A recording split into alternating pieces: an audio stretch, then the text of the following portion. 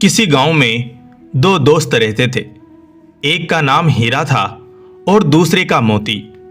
दोनों में गहरी दोस्ती थी और वे बचपन से ही खेलना कूदना पढ़ना लिखना हर काम साथ करते आ रहे थे। जब वे बड़े हुए तो उन पर काम धंधा ढूंढने का दबाव आने लगा। लोग ताने मारने लगे कि दोनों निठल्ले हैं और एक पैसा भी नहीं कमाते। एक दिन दोनों ने विचार विमर्श करके शहर की ओर जाने का फैसला किया।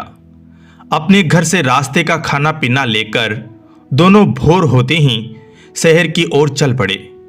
शहर का रास्ता एक घनी जंगल से होकर गुजरता था। दोनों एक साथ अपनी मंजिल की ओर चले जा रहे थे। रास्ता लंबा था, सो उन्होंने एक पेड़ के नीचे विश्राम करने का फैसला किया। दोनों दोस्त विश्राम करने बैठे ही थे कि इतने में एक साधु वहां पर भागता हुआ आया। साधु तेजी से हाँफ रहा था और बेहद डरा हुआ था। मोती ने साधु से उसके डरने का कारण पूछा तो साधु ने बताया कि आगे रास्ते में एक डायन है और उसे हराकर आगे बढ़ना बहुत मुश्किल है। मेरी मानो तुम दोनों यहीं से वापस लौट जाओ। इतना कहकर साधु अपने रास्ते को लौट गया। हीरा और मोती साधु की बातों को सुनकर असमंजस में पड़ गए। दोनों आगे जाने से डर रहे थे। दोनों के मन में घर लौट जाने का विचार आया, लेकिन लोगों के ताने सुनने के डर से उन्होंने आगे बढ़ने का निश्चय किया। आगे का रास्ता और भी घना था और वे दोनों बहुत डरे हुए भी थे।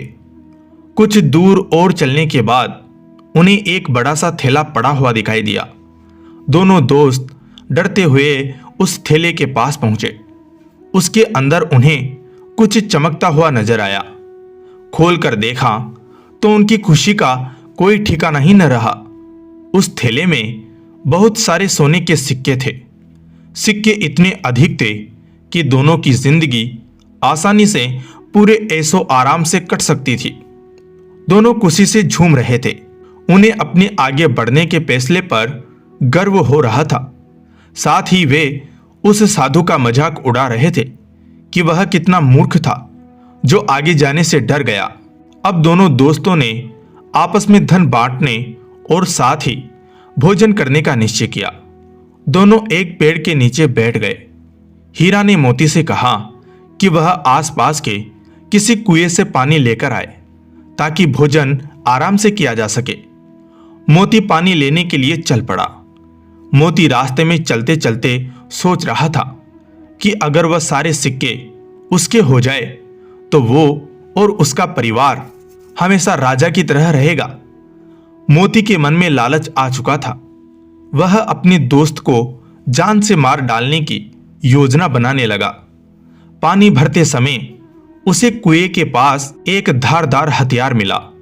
उसने सोचा कि वह इस हथियार से अपने दोस्त को मार देगा और गांव में कहेगा कि रास्ते में डाकुओं ने उन पर हमला किया था।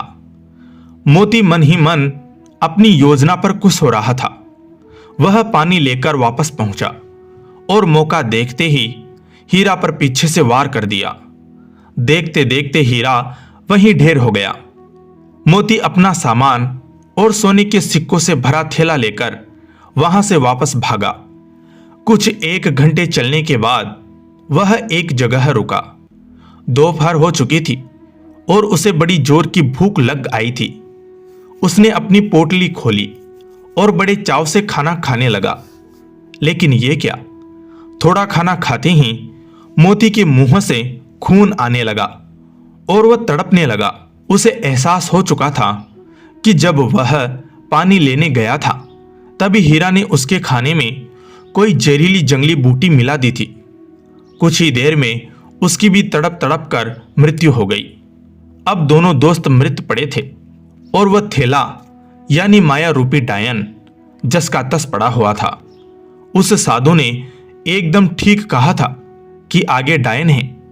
वह सिक्कों से भरा थैला उन दोस्तों के लिए डायन ही साबित हुआ। ना वो डायन रूपी थैला वहां होता, न उनके मन में लालच आता और ना वे एक दूसरे की जान लेते। यही जीवन का सच भी है। हम माया यानी धन दौलत संपदा एकत्रित करने में इतना उलझ जाते हैं कि अपने रिश्ते नातों तक को भुला देते हैं। माया रूपी डायन आज हर घर में बैठी है। इसी माया के चक्कर में मानव दानव बन बैठा है। हमें इस प्रेरक कहानी से यह सीख लेनी चाहिए कि हमें कभी भी पैसे को जरूरत से अधिक महत्व नहीं देना चाहिए और अपनी दोस्ती अपने रिश्तों के बीच में इसको कभी नहीं लाना चाहिए। और हमारे पूर्वज भी तो कह गए हैं, माया के चक्कर में दोनों गए, न माया मिली न राम। धन्यवाद।